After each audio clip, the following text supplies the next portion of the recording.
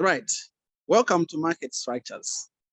So just as I introduced to you last time, I said that microeconomics just deals with the three key important things. Number one, it deals with the consumer, where you study consumer behavior. That's where you have utility and any other things. Right? Then it also deals with the production, with the producers. You deal with consumers, producers. Under producers, you have the firm structure, the firm theory. That's where you find production theory and cost theory. Okay, profit maximization. Then you have market structure, the markets. Okay, so you're just studying the producer and the consumer who is meeting at the market for transactions. And these guys, for them to meet at the market, they need what? They need the forces. There are forces forcing the producers, we call them the forces of what? Supply.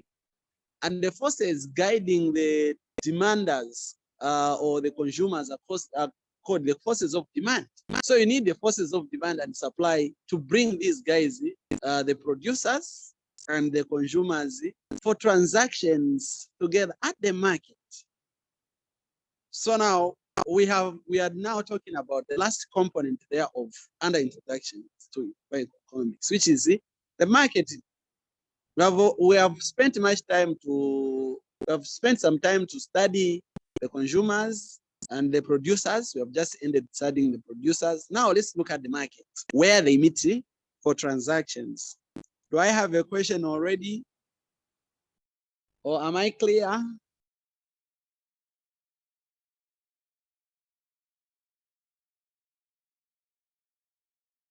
Hello.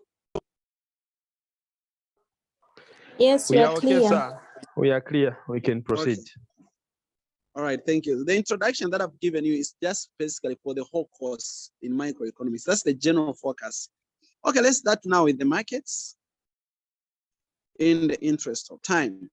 So there are different types of the market structure, the markets that you need to understand the structures. The structures include what you call perfect competition, monopoly, monopolistic competition, and the oligopoly.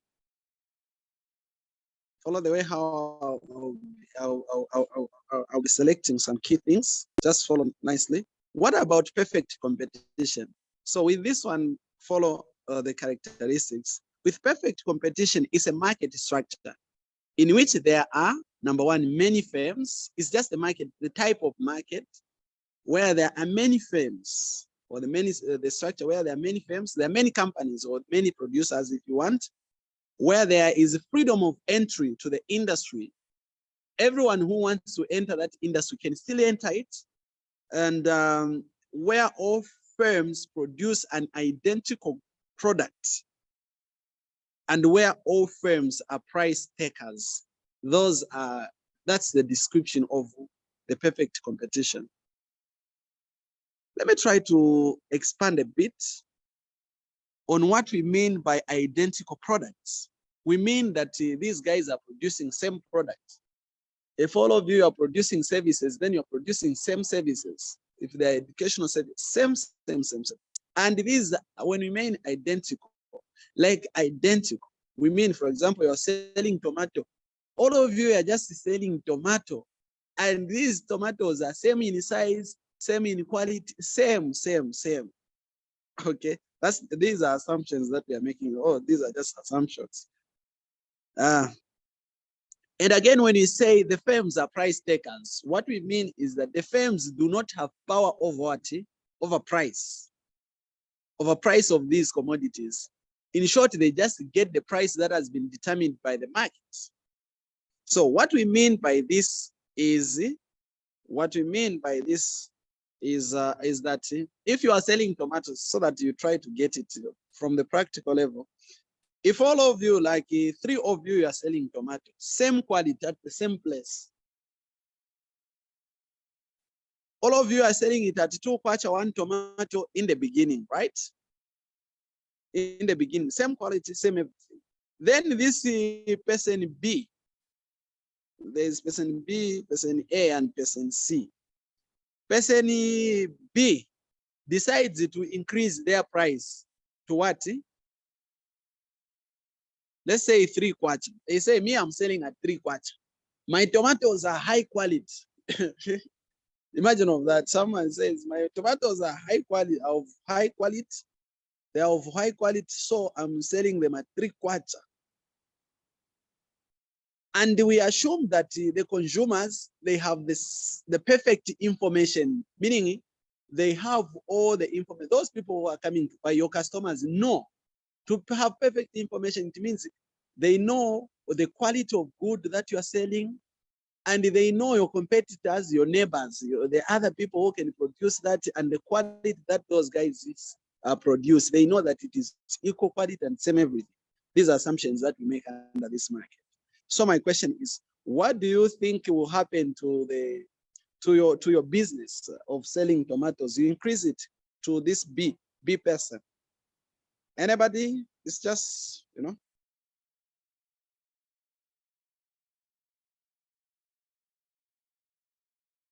anyone? What will happen to the tomatoes that they are selling?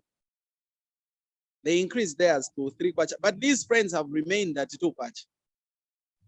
It means his tomato will not be bought because it will be expensive compared to others. Obvious. The tomatoes won't be what? Will not be bought. Okay? Will not be bought because the quality is just the what? Is just the same. So now, this is what we are trying to mean when you say these guys are just price takers. In short, they don't have power over price. They don't have power.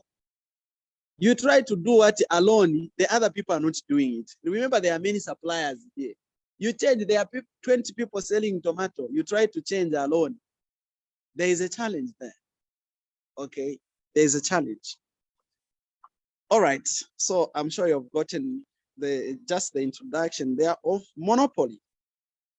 With the monopoly, it's a market structure. These characteristics are very important because if you can have questions under multiple choice or true or false, you can be asked on the characteristics of this market. That's very important. You need to get that. A market structure, you have a question, you can always have the question under the characteristics like that for true or false. Just trying to examine if you really understand what you're doing. A market structure where there is only one firm in the industry, okay? There is just only one company. There is only one producer. That is monopoly type of market, okay? There's just one. In Zambia, do we have any example of monopoly? Any example? Yes, we do. Give us one. Like, if I can give an example of where I work here in Southern province, we only have Southern Water, no any other competitor dealing with water and storage services. Oh, okay. Interesting. I never thought about that one. That is powerful. Yeah. Any other from anyone else? Zesco. Yeah, Zesco. Wow. Yeah, okay. Yeah, Zesco is a monopoly, isn't it? Do we have a competitor to Zesco? Anyone who is competing with Zesco? There's nobody, right? Okay. Anyway, that's about it. That's the type of the market that you're trying to say. There is only one firm. Now, you will see that for these now, it will be the opposite. We'll talk about them in detail. Monopolistic is a market structure where, like perfect competition, there are many firms. There is freedom of entry in the industry, but let me highlight that one with a red marker. But each firm produces a differentiated product. Have you seen the sharp difference between a monopoly and monopolistic and the perfect competition? They're just similar, same characteristics, same everything. Apart from the type of the goods that they produce. Okay, that difference is very important to notice. The perfect competition guys are producing identical products. These are producing differentiated differentiated products. Anyone to give a highlight on what a differentiated product is?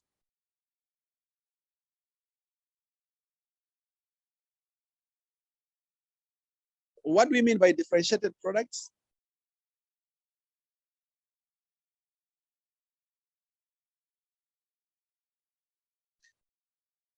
As a mature student, yeah.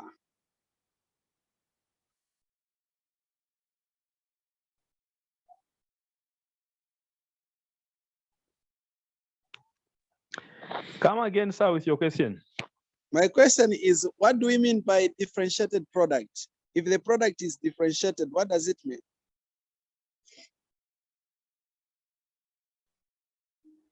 It means it's unique. Okay. Yeah, so basically the differentiated products are not identical to any other. These guys are many, but all of them are trying to do unique products. Okay, they're unique kind of. Okay, their products are really they might be same, but like same, but not very same. There are those differences. Okay, yeah. Those are differentiated products, like very much differentiated. You find that this one is selling this. Maybe you find that what this one is selling doesn't have those features, but it is the same thing. It doesn't have those other features. Then that one has got those other features. You know that, right? That's what we're trying to say. Oligopoly. With oligopoly, is a market structure where there are few enough firms to enable barriers to be erected against the entry of the new firms. In short, there are barriers to entry. Maybe you have been hearing of barriers to entry from the time you started.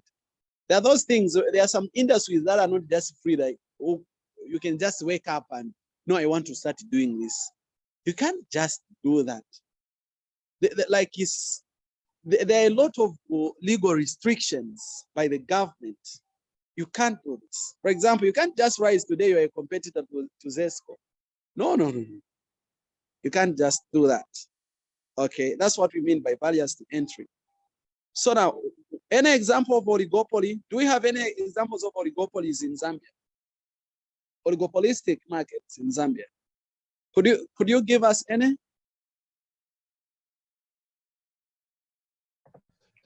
What of Banking telecommunication companies? Sorry? What of telecommunication companies? Okay, telecommunication companies. We just have Airtel. We have MTN and what? And Zamtel. Do you remember what happened when the Vodafone guys came? Do you remember the Vodafone guys had come? Is it a few years ago? Are they still existing? Maybe I'm outside. I'm not in this. I'm outdated. Are they existing? Like here? They don't exist anymore. They are not operational. You understand? Huh? So the government, they tried to say to the government, who give you money, whatever. They allowed them to do 1, 2, 3 things again. Things went bad. Like there are barriers to entry. You can't just wake up and I'm going to do this. These guys have been there in Airtel, MTN for some years and are doing just like that, 3 of them. Okay? So that's what we mean. Those are examples of oligopolistic markets. Any question, any contribution? Even contributing is a good thing. You can still contribute to these conversations. The following are the factors that determine the degree of market power. Yeah, this is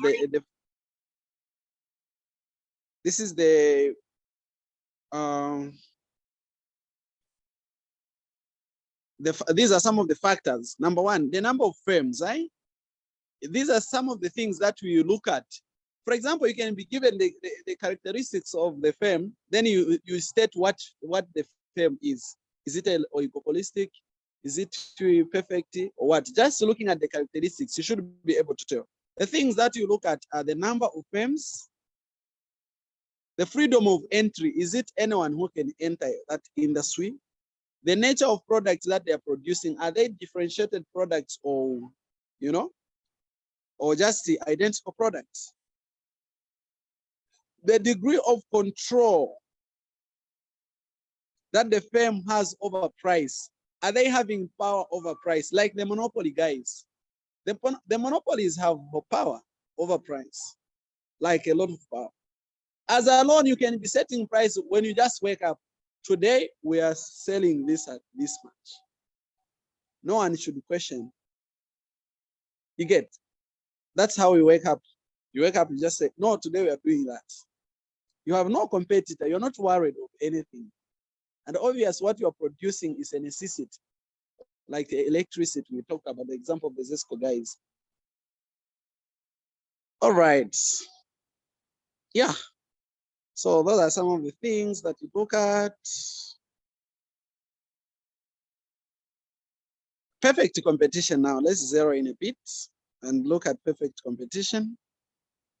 There are some of the 4 key assumptions that we make around perfect competition, and the following are the assumptions.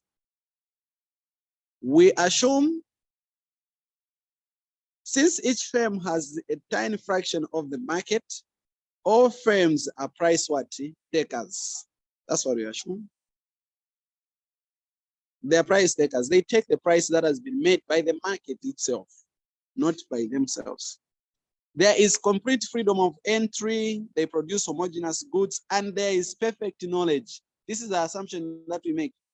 We assume that everyone knows what is going on in the market, knows the quality of the goods, and knows the other producers, knows someone who sells the same thing that you are selling and at how much price they are selling it.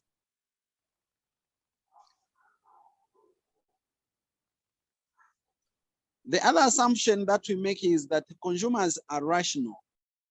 Rationality of the consumers, meaning they decide to choose or to buy the cheapest or the best quality. Always the cheap things that people want, they should also consider the issue of the quality. Be careful of wanting cheap things. At the same time, you should also regard the quality. But if the consumers can be aware that they can find something of the same quality but cheaper, if anything, maybe higher quality but cheaper, obviously they'll always go for that, right? That's what we are showing here. Okay.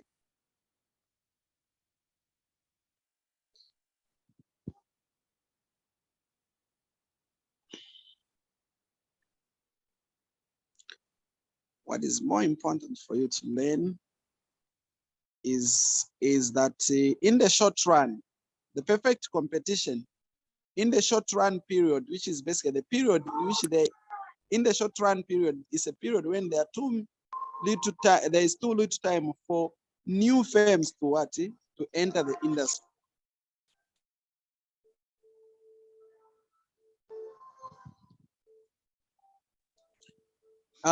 The short time period when there is the time is too short for new firms to enter, it is called the short run period. Now, when you enter what's called the perfect competition market, you develop a product that you want to be selling. There is that time when you are still the only one who is selling it because you are the only one who knows it. But very few days, maybe a month, you see others imitating and doing the same thing that you were doing. Before you realize at the end of 2 years, you find everyone almost like there are many people doing what you are doing. Okay. Now the short run is the period when you are still alone. Like for few firms, like you haven't yet maybe gotten to understand what is going on. They haven't known. Immediately they know that they enter. Immediately the new firms enter, it stops being the short run period. It becomes the long run period. Have you seen now the difference? Don't picture it the way how you are picturing that short run for production. Okay, this one is it's a different kind of, yeah. Just see that difference. We don't want you to start mixing up the concepts. Okay.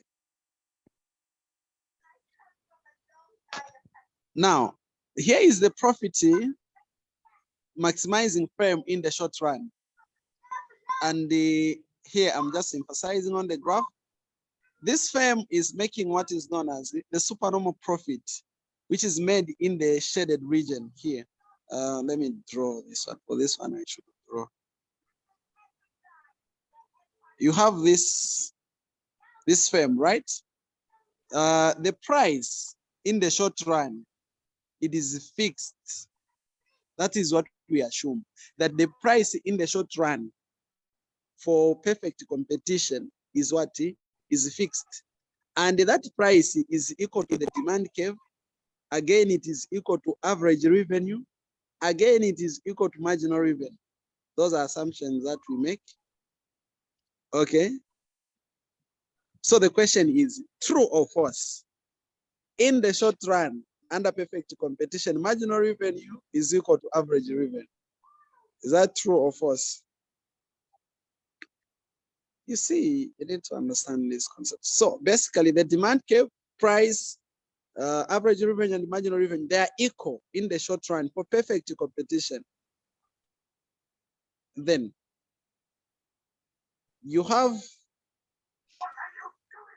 average cost, which is same as average total cost. This one is same as the average total cost, the same one we are just from studying. Yeah.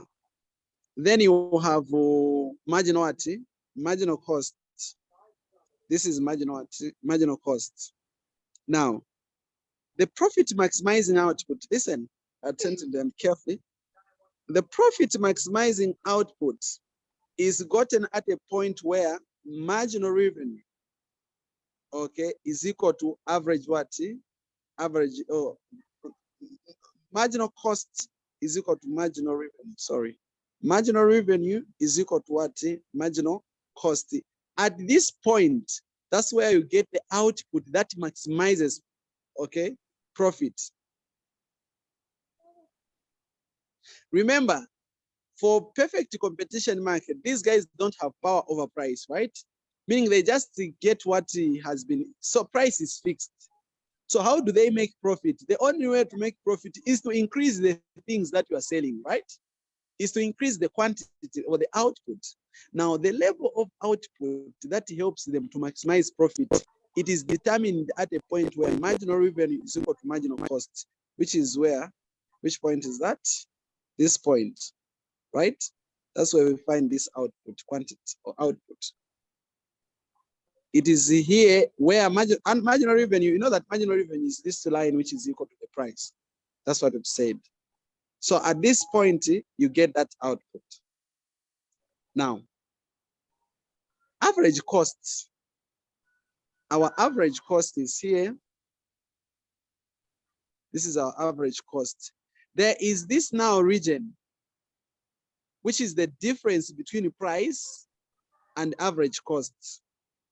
This shaded region is what is represented as the what? The supernormal profit. This is the profit, supernormal profit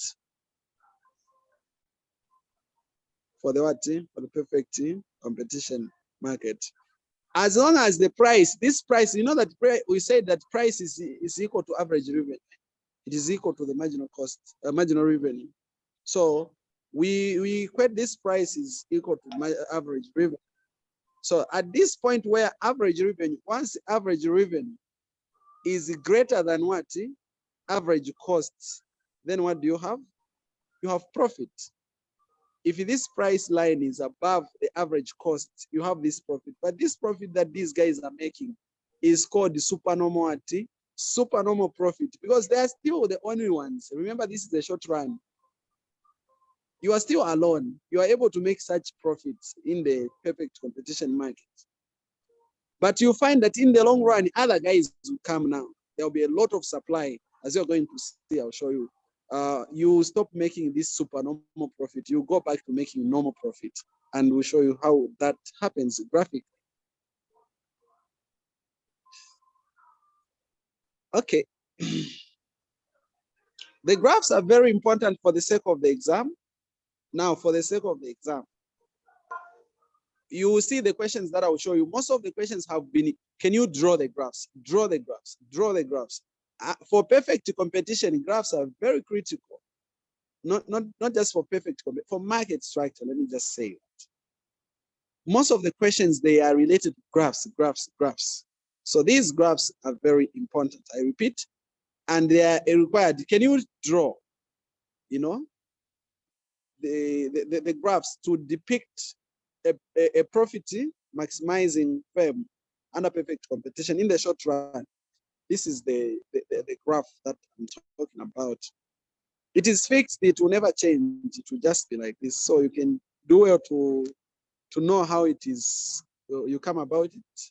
Or if anything, you can swat that. You can memorize these graphs. They don't change, they are never twisted. A graph cannot be twisted, right? A graph can never be twisted. What about a firm that is making a loss now? Observe, for the firm that is making a loss now, you only make a loss when the average revenue is now less than average what? Costs. You see that? The revenue is now lower than the what? The costs. When the average cost curve now goes above this average revenue curve, you've seen now, there is this profit maximizing output that I've shown you that it is found at the point where marginal costs is equal to what? To marginal revenue. That's how you come up with that. That is very important. There is this region. This region is representing the loss that is made in the short run by that business. Okay, you make this loss is made, and it is shown by this. This is the loss maximizing frame that is covering the average revenue that is less than the average costs. This is the graph for the loss maximizing firm under perfect competition in the short run.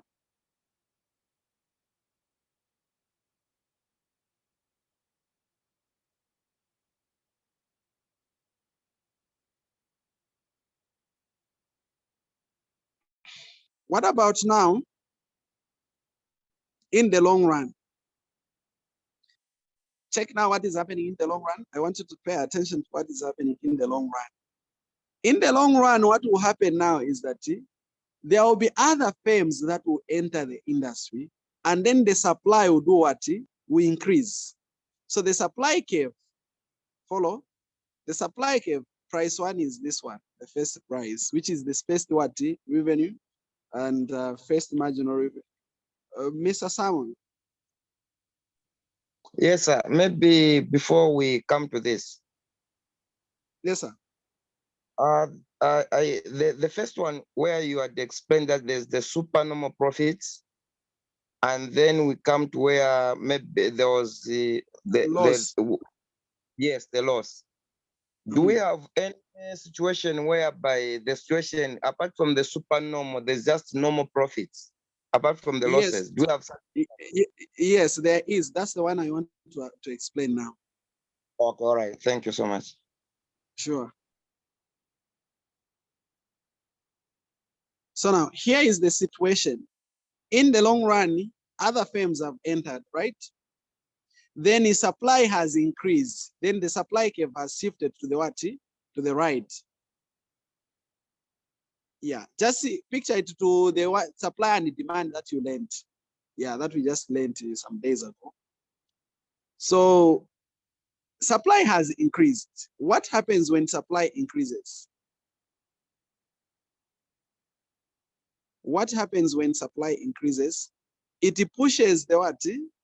The demand curve to the right, isn't it? The demand shifts to the what? To the right. Oh, sorry, sorry, but that's the truth. Demand is equal to the price. Yeah, yeah. So it pushes the demand to the right or down, which is equal to the price. So the price moves what? Downward. Have you seen? Once the supply has been moved, then the price moves what? Downward. When this price moves downward, even average revenue comes what? Downward. So this price, the one that was on top, it has shifted down to a point where it is now equal to what? It is equal to average costs. At this point, marginal average revenue is equal to average what? Average cost. Because this average cost curve is now tangential to the what? It is tangential to the average revenue. At that point, you're not making supernormal profit and you're not making a loss. In short, you're just breaking even. You're just making normal profit, like norm, not normal, supernormal profit and not a loss. Did you get that? So normal profit is made when this average cost is neither above nor below the what? The price. It is just equal. When it is equal to that price, then it means we're making normal profit. Did you get that?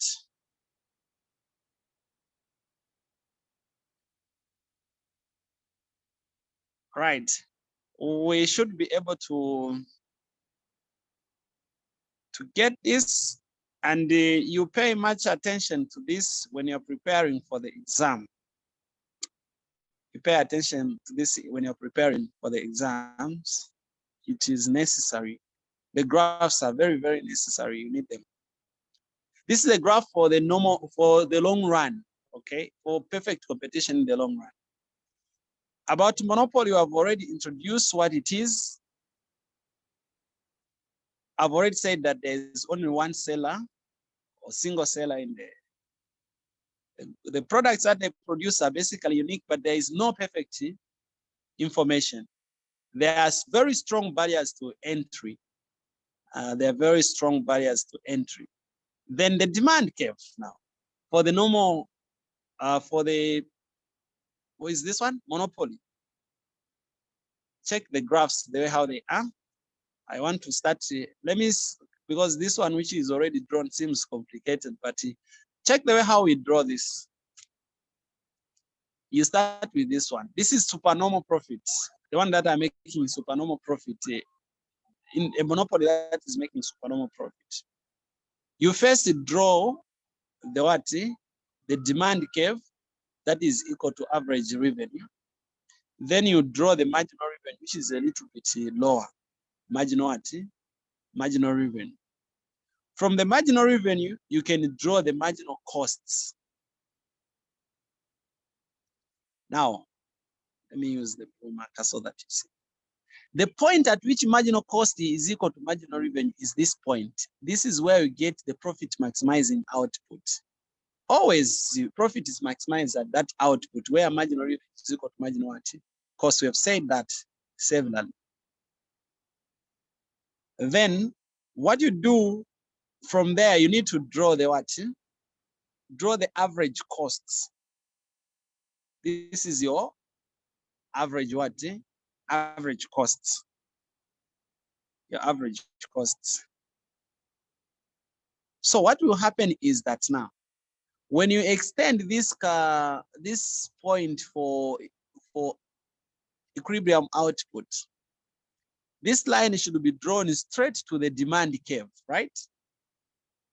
You extend it to the demand curve. Once it hits the demand curve, come this side, that will give you the price. That will be the price, okay? That will give you the price. This line is straight to the demand curve. That should give you the price. Then it's just the tangential now to the average cost. Tangential to the average cost, you have this average cost. And this region is representing the supernormal profit. It is representing supernormal profit. So that's the region that is representing supernormal profit for monopoly now. We're talking about monopoly. That's for monopoly. We know you are tired of learning, but you can endure a bit. Just endure a bit. Yeah. Just endure a bit so that as you go through these things, you're going through the things that you understand, yeah, in the video.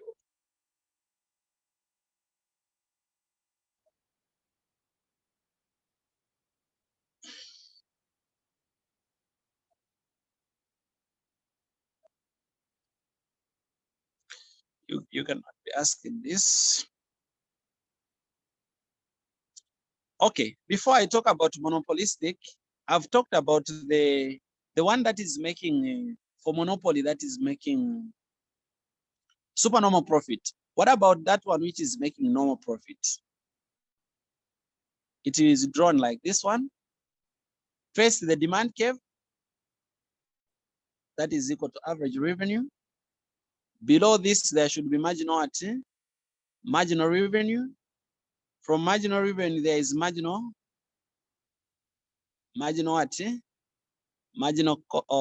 costs. Marginal costs. From marginal cost in red, I will now use you draw the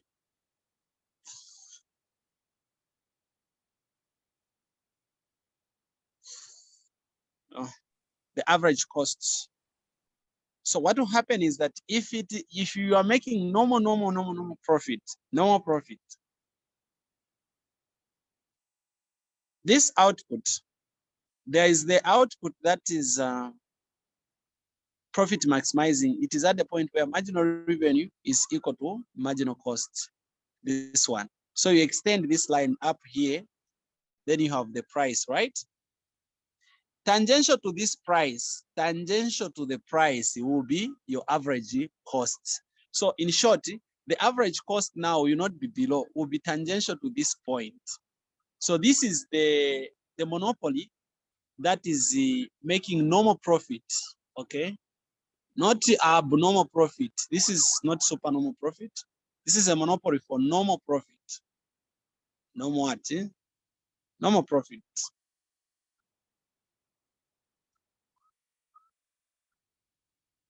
Monopoly for the normal profit is given like that. The graph is like that one. But what about for the losses? For the losses, monopoly for the losses, the graph is just almost similar to this, but it's only that the average cost is above the price. This is the average cost. Then you find that there is this space here for the loss. This space is representing the what? The loss for the monopoly. So that is the loss which is there. So these graphs are really important. If you are not going to go through, but as you prepare for the exam, find time to go through such. Very important and critical. You need this as you are beginning your journey in economics. This is for the monopoly that is making the losses.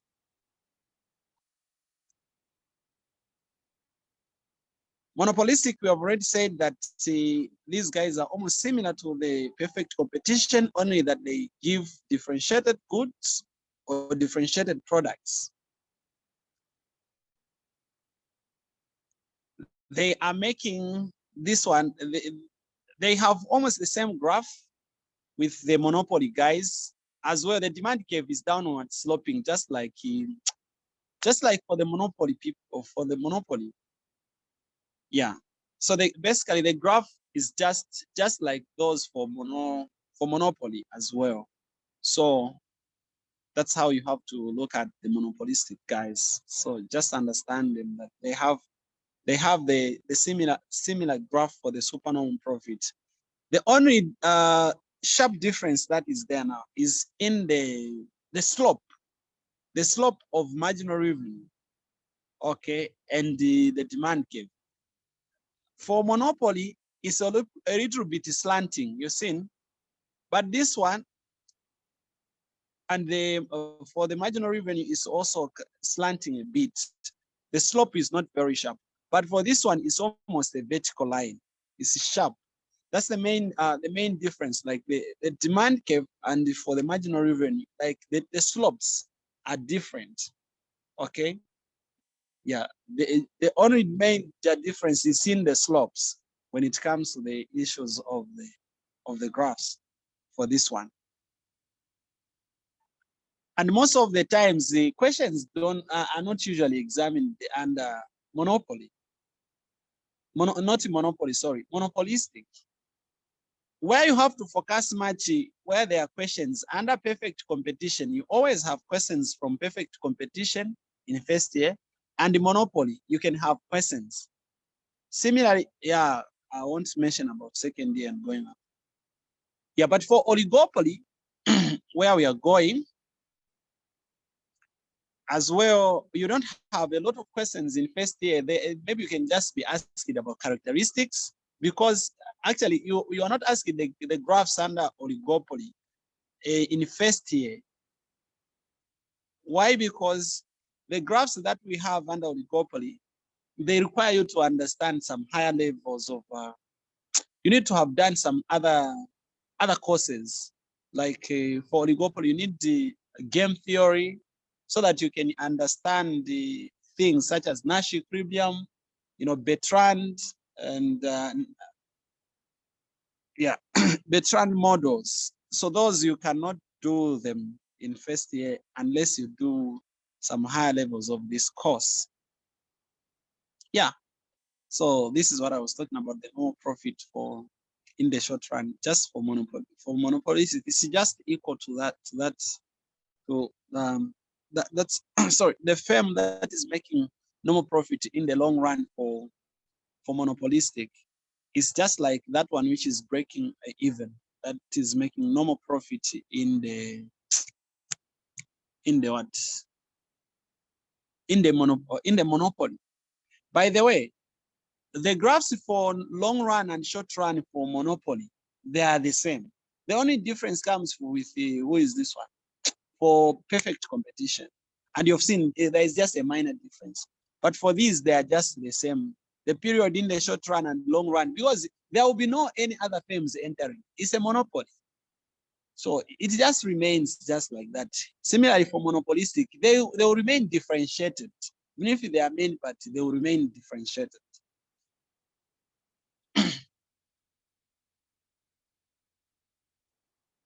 Okay, for oligopoly, I've already said that there are barriers to entry. They're basic, they are the barriers. There are barriers to entry, and again, there are at least there are few industries that are operating there. 1 or 2, 3 industries operating under oligopoly. But for oligopoly, we cannot zero in like in details to talk about other detailed things under oligopoly here at this level. We just can't. Yeah, not really can't, but if you want, you can zero in and talk about those. But you cannot start talking about the Coulomb models, Nash equilibrium, Bertrand models, among others, just to appreciate. But that the time is not there, and that is not in the syllabus for us to start talking about that. So what is needed next is to show you the questions. That's what is important. In the meantime, where are the questions, Vasa? Show you the questions so that at least once you do the questions, you see 1, 2, 3 questions, then you should be fine so that you can have a nice break and go relax a bit as you're preparing for a good tomorrow of ours. Okay.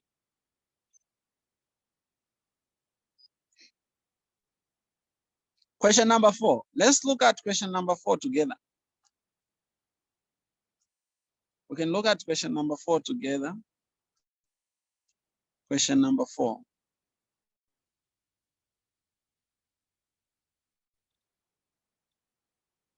But the one that I want you to look at,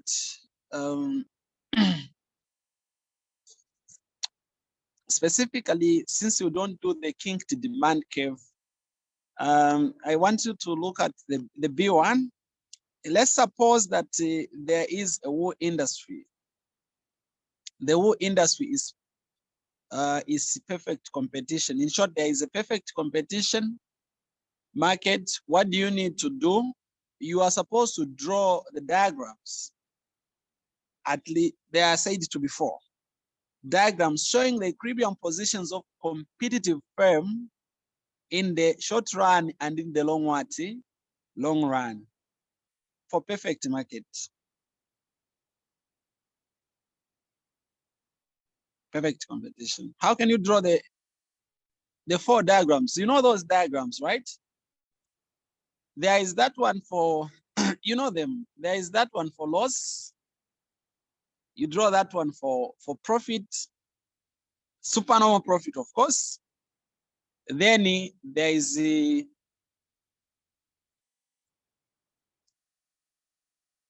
that is in the short run, of course. All these are short run. Then there is that one which is breaking what? The breaking even. That is no. For normal profit, this is supernormal. But for normal what? You also do for normal profit. Basically, these are just the same graphs that we're looking at. Assuming that a single firm is enjoying abnormal profit, draw another diagram to show the effects of the development of the artificial fibers that reduce the demand for wool on the firm's equilibrium position. So there is the development of some artificial fibers and they reduce the demand. And you know what it means to reduce the demand? In short, we are reducing the price, right? We said under perfect competition, demand is equal to what? To the price. So get that diagram for, you're getting the diagram for for the price that has been tilted bit down. The price that has been adjusted. May the co-host stop recording the class?